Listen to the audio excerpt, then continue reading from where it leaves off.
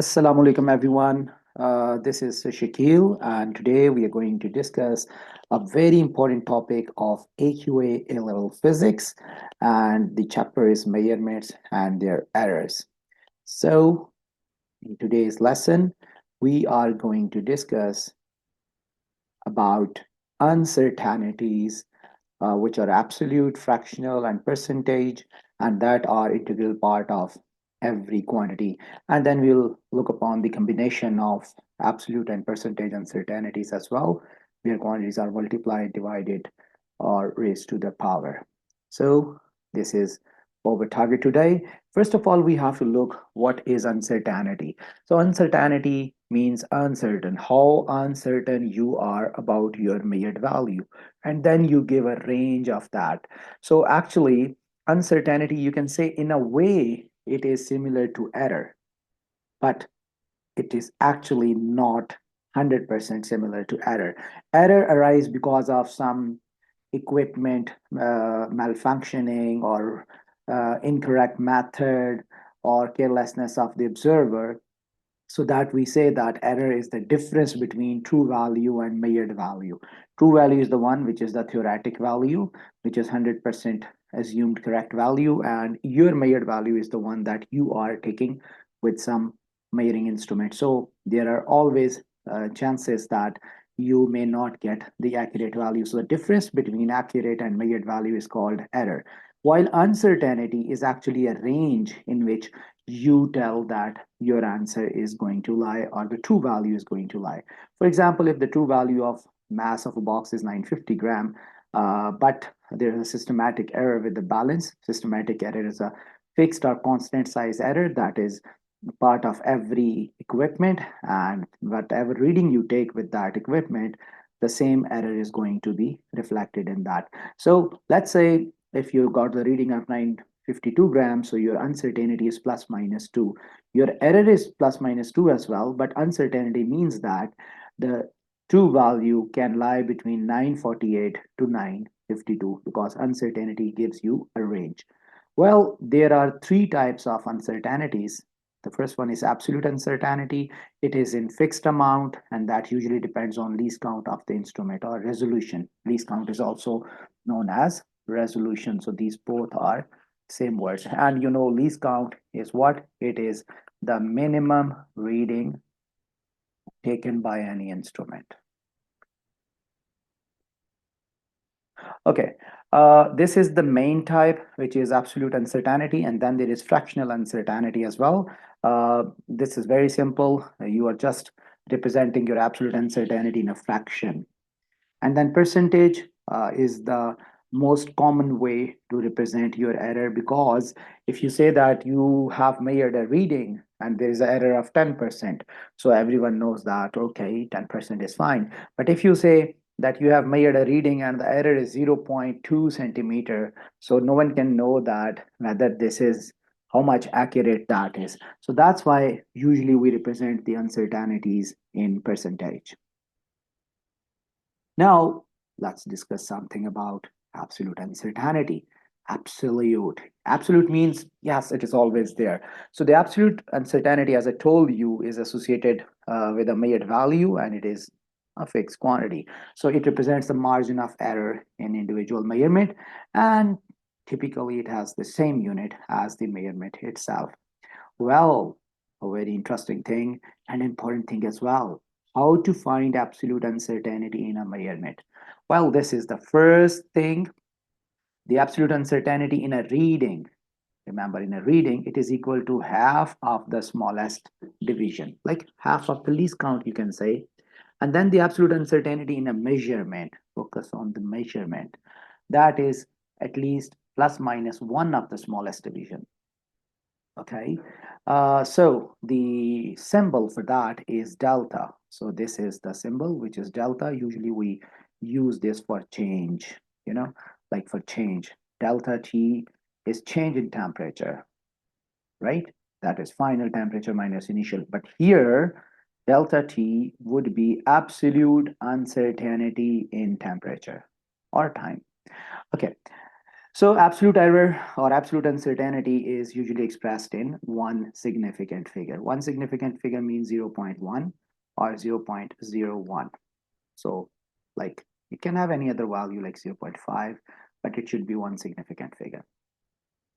Well, moving on to look for example, there is a billion meter and the smallest division, the least count is 0.2. How we know that? This is 5, so this is 1, 2, 3, 4. And if you look at here, the 5 small divisions are there. So 1 divided by 5 is 0.2 milliampere. So this is the resolution or the least count. So this is resolution or the least count. And okay, now the reading shown is 1.6, of course. It is pointing here, so it is 1.6.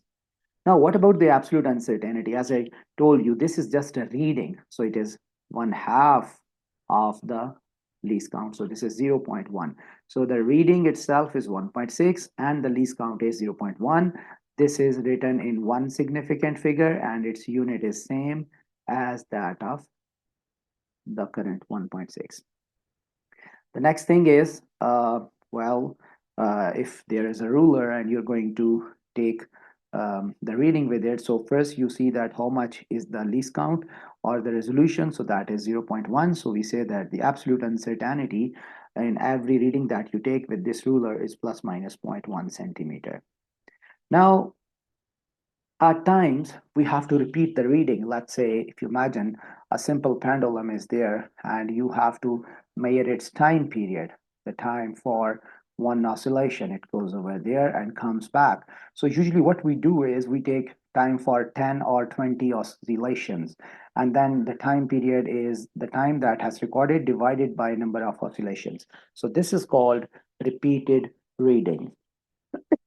Excuse me. Okay, so we have to see that if we take repeated reading and we repeat it many times, so let's say we take time for 20 oscillation one time, then second time, then third time, then fourth time, and now we have to tell how much is the absolute uncertainty in this. So there is a rule: the absolute uncertainty in repeated data is equal to half of the range, that is largest reading minus smallest reading divided by 2. So let's say we can say that the absolute uncertainty in a reading is equal to maximum of that reading from the repeated reading minus minimum divided by 2. So that gives you the value of absolute uncertainty in repeated reading. So let's look on an example. There are n swings that are recorded, and then the time for n swings are this: 46.28, 47.14, 46.38. What is the uncertainty? So we look here, this is our maximum reading and this is our minimum reading. So we subtract them and we divide that with 2. So this is our main formula. So when you divide this with 2, so your uncertainty is 0.43. So as it is written in one sig fig, so we will write that the absolute uncertainty in time is 0.4 seconds. Now, sometimes it happens that you have to represent your uncertainty with the measured value. So the rule is that the absolute uncertainty is always in one significant figure, and then the value of the same dp should be in the measured value. Let's say if you're going to take a reading, some length using the ruler, you can see that the absolute uncertainties are in one significant figure, and as it is having one decimal place, so your measured value should have the same decimal place as well. So remember, absolute uncertainty always in one significant figure, and then the measured value should have the same dp as in absolute error. So for example, if we measured a diameter as 1.250, but the uncertainty was 0.02. So if we want to write this together, what we will do is we will first write the absolute uncertainty in one significant figure. So that is already in one significant figure. And then we write the other value in the same dp as the uncertainty. So how many dp are there in uncertainty? 2 dp. So as 2 dp are there, like 1 and 2, so you have to write your answer of D in 2dp, because both of these always have same dp. Remember this thing, same dp. Okay, so there's another formula. You can try this yourself. Just pause the video and solve this question. You have to find the absolute error, and then you can check your answer. So this is the uncertainty, plus minus is always there. Then mean value of diameter, you take the mean, sum of the reading divided by number of readings, and then you state both of them together. So this is in 1 sig fig. So as this was 2 sig fig, so we have written that in 1. So it's like this 0.1. And as it is having 1 dp, so this was having 2 dp, so we wrote that in 1 dp as well. Okay, now let's look upon some mathematical errors. The first one is fractional error. Fractional error is quite simple. You just wrote your absolute error or absolute uncertainty divided by your measured value. For example, if the length is 21.4 and the uncertainty is 0.1 cm, if I ask you calculate the fractional error in length, so this is the symbol for fractional error. So we say this is fractional uncertainty in length. So how we calculate that again? It is absolute uncertainty divided by that measured value. So what you do is, this is absolute uncertainty. So you write its value over here. And this is your measured value. And you write its value here. So you just divide that. So you get this, and you can write it like this as well. There is no units. In fraction, remember, there are no units. Why? Because this is centimeter, both cancel away. The fractional error don't have any uncertainty, and it is not necessary that you have to write in 1 sig fig. So any sig fig can be there. The next one is the percentage, the famous percentage uncertainty. And that is fractional uncertainty multiplied by 100%. So this is fractional. Absolute over measured value is fractional uncertainty. So let's say again the same example, and you have to take the percentage uncertainty, pause the video and check for the answer. So this is the symbol for percentage uncertainty. This is percentage uncertainty. Why? Because you are multiplying fractional error with 100. So this is fractional error multiplied by 100. So you get an uncertainty of 0.47%. Okay, so why percentage uncertainty is significant? Because it determines the degree of accuracy. Because if your percentage error is less, then your measurements are more accurate. Okay, now here we are again. The smallest division was 0.2. The reading is 0.1. So the absolute uncertainty in this reading is half of the least count. So that is 0.1. Okay, because in the reading, the absolute uncertainty is half. Then the fractional uncertainty. So for the fractional uncertainty, it is absolute uncertainty over measured value, 0.1 over 16. So this is 1 over 16, but we never write it like this, right? So we have to write it in the decimal place like this. Okay, so if you have to write it together, this has to be in one significant figure. So we write it as 0.005. And then as there are 3 decimal places, so you will write 1.600. So you have to keep both the decimal places same as well. Now the percentage uncertainty is just fractional multiplied by 100. So you get 6.2%. This you can write it like this. There is no rule for 1 sig fig over here. Now in the arithmetic errors, there are some quantities that you are adding together. So the quantities that you are adding, every quantity is having some error associated with it. So how to find the total uncertainty in a quantity that results by adding 2 or more quantities? So what you do is, you actually, let's say in the addition that your measured value is sum of values. And then the sum of absolute, then how you find the absolute uncertainty? You simply have to add all errors. So add all the errors together. For example, if L1 and L2 are these values and this is their uncertainty, and they ask you to find total length by adding both the lengths. So what do? You add both the lengths and you got your answer of 6.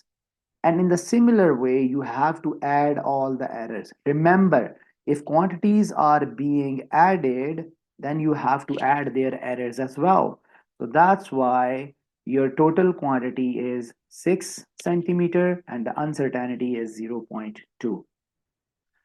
Okay, so let's look at another example. There's a diameter of the tire 55 centimeter, and this is the uncertainty, the absolute uncertainty in diameter. And then there is the inner diameter, and this is the uncertainty in the inner diameter. And now they have to find the difference in the diameter. Difference means you're going to subtract the diameters. So that gives you the answer. Now, if you want to tell the uncertainty in difference, you always add. So remember, a point to remember, uncertainties are always added. Uncertainties are always added. You can't subtract any uncertainty. So whether a quantity is being added like this or being subtracted like this, if you want to find their total uncertainty, so you are going to add their errors. So similarly here for D, you add their error. Even though the quantity is being subtracted, but you have to add the error. So this is called addition, subtraction of uncertainties. Okay. Next is subtraction. I already told you about the subtraction. Well, if you want to find L by taking the difference of these two, you will do so. But remember, the errors are always added. So you always add the errors. Now, multiplication division case. It means that you are going to multiply or divide some quantities and then you have to find the compound uncertainty in that. So remember, there are some rules for that and you have to be very vigilant over here because this is the core topic. Okay, so let's say you're going to find the electric power by multiplying current and voltage, or you're going to measure the density by dividing mass and volume. So how to do that? Well, to find the absolute uncertainty in power, density, or any other quantity, remember, absolute uncertainty. So when the absolute uncertainties are given in the data and the percentage uncertainties are given in the data. So there can be two situations. Look, the first thing is the formula is power is IV, and they give you the values of I and V, and then they ask you to find the absolute uncertainty or the percentage uncertainty in power. So how you will do that? Okay, so let's look at the example first. Let's say for the voltage, it's 2.50 volt and the uncertainty is 0.5. And remember, what is this uncertainty? This is absolute uncertainty. The current is 1.5 and the error is 0.1. What is 0.1? It is absolute uncertainty. And they ask you to find absolute uncertainty in power and percentage uncertainty in power. In the similar way, there can be another situation. They gave you the voltage 2.50, but here you go, they are giving you the uncertainty in percentage. So this is percentage uncertainty. Similarly, in current, this is percentage uncertainty. And now they ask you to find percentage uncertainty in power and absolute uncertainty in power. It means the data is same, only the uncertainties are different. In number one, absolute uncertainties are given. In number two, percentage uncertainties are given. So how you will solve that? So let's look upon the rules now. So for the first rule, if you have absolute uncertainties given, then add fractional uncertainties of V and I to get fractional uncertainty in P. Again, you have to add fractional uncertainties of V and I to get fractional uncertainty in P. And if percentage uncertainties are given, then you will add percentage uncertainties of V and I to get the percentage uncertainty in P. Okay, so now what we have to do is we have to solve it, right? So let me solve this for you so that you can understand. So here, as absolute uncertainties are given, so you're going to add the absolute uncertainties to get, sorry, you have to add the fractional uncertainties to get the fractional uncertainty in power, because this is what? Fractional uncertainty in V, fractional uncertainty in I. So you're adding it to get fractional uncertainty in P. And over here, what you're going to do is you have to add percentage uncertainty in V plus percentage uncertainty in I to get percentage uncertainty in power. And now you simply have to put the data. So this is 0.05 is this value over the measured value, which is 2.50, plus delta I is this 0.1 over I is 1.5, and then you can get this. So now you can simplify this to get the fractional error. So from here, you got an answer. So let's say if you want delta P, then you multiply your answer with value of P, and you know that how you can find value of P. It is simply IV. Just multiply these two numbers together and you will get the value of P. So if you want absolute uncertainty, multiply the answer with value of P. But if you want percentage uncertainty, then you simply multiply whatever the answer is there, multiplied by 100. So you will get your answer. Similarly here, the percentage uncertainty in V is 5% and in I it is 2%. So the percentage uncertainty in power is 7% here. And now you can write percentage uncertainty as this. So if you want percentage uncertainty, this is your answer. But if you want delta P, then you have to shift P and 100 to the other side. So 100 would be divided over there and P would be multiplied over here, and you will get absolute uncertainty over there. Okay, let's move to a very important rule, which is power rule. Sometimes it happens that quantities come with power like 2, 1 over 2, minus 2. So if you want to find the percentage or absolute uncertainty in quantity having the power values, then those power values will be multiplied by the fractional or percentage uncertainties of the respective quantities. So let me give you the example. Let's say power is equal to I square R, or velocity is equal to square root of g lambda. Okay, if you want to find the fractional uncertainty in power, so it is delta I over I plus delta R over R. But as I is having a power of 2, so 2 is only multiplied with fractional error of I, not with R. Similarly with V, the square root, is having a value of 1 over 2. Now this 1 over 2 is with both of them. Okay, so delta V over V is 1 over 2 into delta lambda over lambda. Well, if G is not having any error, it is constant, then you would not use G.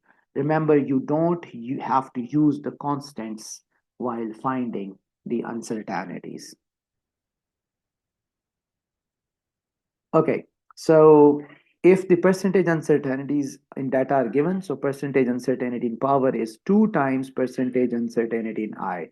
And again here, percentage uncertainty in V is 1/2 of percentage uncertainty in lambda. So it means the power value is only multiplied by its percentage or fractional error. Okay, so let's relook again upon the things that we have done today. So the absolute uncertainty in a reading taken by an instrument is half of the least count. Is always half of the always half of the least count. So whatever the least count is given, just divide it with 2. And let's say the mass is 16.5 and the least count is 0.1. So you divide it with 2 to get the absolute uncertainty. If let's say you measured a length from a ruler, um, and it is a reading, it is considered as a reading, then the least count is half of that. But usually, when you take the reading from the ruler, it is called measurements. So when it is called measurements, then actually you don't have to divide it with 2 actually. So you don't have to do this. It will be plus minus 0.1 centimeter because it is a measurement that you have taken. Okay, the absolute uncertainty in the repeated reading is the range formula, maximum reading minus minimum reading over 2.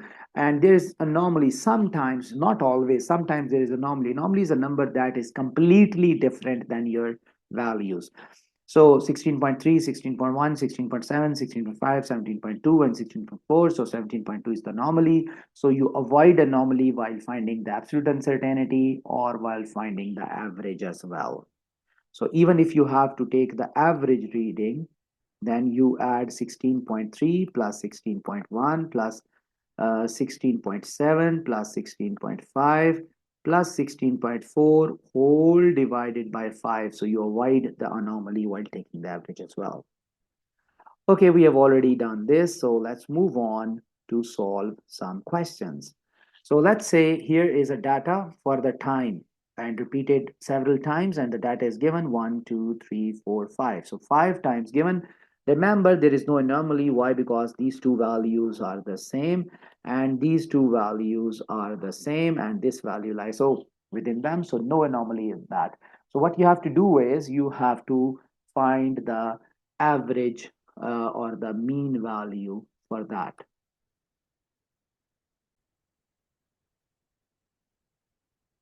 Okay, so here we go. This is the mean value. Everyone knows the formula of the mean value. It's the sum of t over number of readings. So this is 190.8, so you round it off to 191. The next thing is they're saying estimate the absolute uncertainty. So the absolute uncertainty in the value of mean t is max t minus min t over 2. So from the data, you can look that this is your max value, which is 204, and your min value is 174. And of course, you have to divide it with 2. So let me check my mental maths now. So this is 30 over 2 is 15. So it means the absolute uncertainty is 15. Now here you can write in 2 sig fig, it's fine. When you have to write it together with the mean value, then you have to write in 1 sig fig. Okay, so let's say they're saying that here is a misprint, it's meter. Let's say they're saying that the distance is 0.75 meter and you have to find v. So we know that speed is distance over time, the most famous and the easy formula. So you put the value and you calculate with your mean value. So be careful over here and over here. So you see that this is microsecond, 191 microsecond. So you have to use minus 6, right? So if we have to use the value of mean t, we always use the raw value. So this is your raw value. We'll not use rounded off value, we use raw value. So this is 190.8 into 10 to the power negative 6. So we can find the speed over here. Okay, the value of this t comes out to be this 3930.8176. So we have to round this off, obviously. So this is 3930 meter per second. Moving forward, they're saying that the absolute uncertainty in D is this. You have to find the percentage uncertainty in V. Remember, V was D over T. So this is a compound quantity which is being divided, and you have to find the percentage uncertainty in V. And in D, absolute is given, and in T, absolute is given, which is 15. So what we will do is we will add the fractional errors. So add fractional uncertainty of D and T to get fractional uncertainty in V. So you'll say delta V over V is delta D over D plus delta T over T. So just plug in the values over there. So delta D is 0.01 and it was given as 0.75 and T was 15 if I remember exactly, and the mean value was 190.8.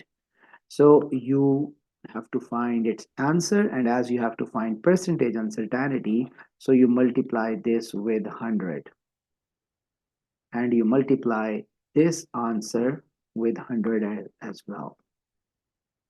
So that's how you can get your percentage uncertainty over here. Okay, moving forward, there is the power dissipated in the resistor, and this is the formula. This is power rule as well. Remember, this is power rule because the square is there with V. And they're saying that in V, the percentage error is 5 and R is 2. How much is the error in P? So we say percentage error in P is percentage error in V plus percentage error in R. Well, is this the right formula? Yes, you're right. Absolutely right.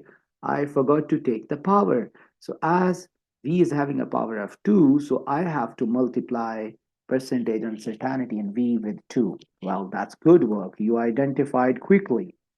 Okay, so percentage uncertainty in V is 5% and the percentage uncertainty in R is 2%. So you add them. So this is 10 plus 2. So 10 plus 2, everyone knows, is 12. So it means D is your option.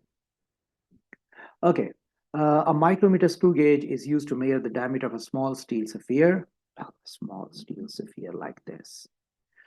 The micrometer reading is this. So this is the diameter and this is the uncertainty in the diameter. What will be the percentage uncertainty in calculation of the volume of sphere? Oh my God, volume.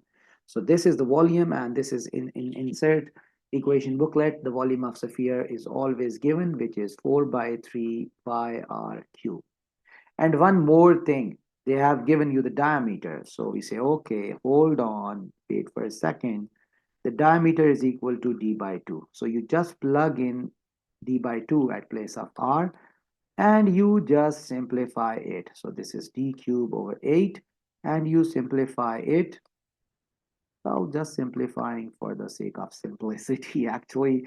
So this is 3 2s are 6. Yeah. So this is the formula pi d cube by 6. So what they're saying is that find the percentage uncertainty. Okay, so we say, okay, here one important thing, pi and 6 are the constants, so you will ignore them while finding the uncertainties. The constants are always ignored, right? Constants are ignored while finding uncertainties. Why? Why? The question is why? So the answer is that uncertainty happen in a measurement and you're not measuring pi and 6, but you are measuring d. That's why only d is having the error. Pi and 6, well, we don't have any error. So we have to leave them apart. So the percentage uncertainty in V is percentage uncertainty in D. Right? Right? Oh no, yeah. You're right this time because again, I forgot to take the power here. Oh my God. It means I'm getting older because I am forgetting things. How I can forget taking the power? I mean, we have just studied the power rule that whenever a power is there and you're finding the absolute or fractional uncertainty or percentage, you have to multiply the power with that uncertainty. This time I will not forget, hopefully. So the percentage uncertainty in D is how much? It is delta D over D into 100 because it is not directly given. So you have to write its formula. So percentage uncertainty in V is 3 and delta D is 0.01 and D is 5 and into 100. So you get your answer. Okay, now there's a diameter of the circular disc. So this is a circular disc and its diameter is given as 7 millimeter and its uncertainty is 0.1 millimeter. So you have to tell the area of the disc and absolute uncertainty in area. So you know that area is pi r square. And again, with r, you can replace it with d by 2. So area is pi d square by 4. So to find the area, you have to insert its value. So diameter is how much? 7/4. So you will get your respective answer. And similarly, for finding the absolute uncertainty, you will do fractional uncertainty in area is 2 times delta d over d, because this pi and 4 are constants, so you ignore. And 2, well, this time I'm happy because I have not forgotten to take the power over here. So you multiply the diameter, fractional uncertainty diameter with 2. But you have to do one thing. Whatever the answer comes here, I'm running short of time, so I am skipping the calculation. You have to multiply this 2 delta d by d with the area answer, whatever it is coming, and you will get your absolute uncertainty. Okay, there is another question. This is the value of the g, which is 4 pi square L over t square. Remember, 4 pi square is the constant. L and t square are the measurements. L is having the error of 2%. T is having the error of 3%. They're asking you to find the acceleration. So in the acceleration, you have to use these values. So this is 4, 3.142 square, and the value of length is 1.50, and the value of t is 2.48. And of course, don't forget to take it square. Whatever answer comes, you have to write over here. Okay, the next thing is you have to determine the percentage uncertainty in G. So G was 4 pi square L over T square. And if we go back, we have the percentage uncertainty given over there. So that's why we will add the percentage uncertainties and we will ignore this constant. So we say percentage uncertainty in G is percentage uncertainty in L plus 2 times percentage uncertainty in T. Remember? Well, I have not forgotten this. That's a good news, and hopefully you too are getting my point. So the uncertainty in length was how much? 2%, and in time it was 3%. Oh, here it is 2. So this is 2 plus 6. So it is total 8%. So you will say that the percentage uncertainty in G is 8%. Now you have to write the absolute uncertainty in the value of G. So we said no problem. Percentage uncertainty in G is how much? 8%. And the symbol for this is delta G over G into 100 equal plus minus 8%. So you want this because this is absolute uncertainty. You don't want G and 100, so shift them to the other side. So 100 when taken other side divided and G will be multiplied. So just multiply the value of G and whatever answer comes, you have to write it over here. Okay, so thank you, students. I hope you have learned the desired things. It was all about uncertainties and types. So the next video as part of AQA 9630 A-level physics, the next video is on error bars. So hope to see you again. Take care, everyone. Enjoy your learning in AQA physics.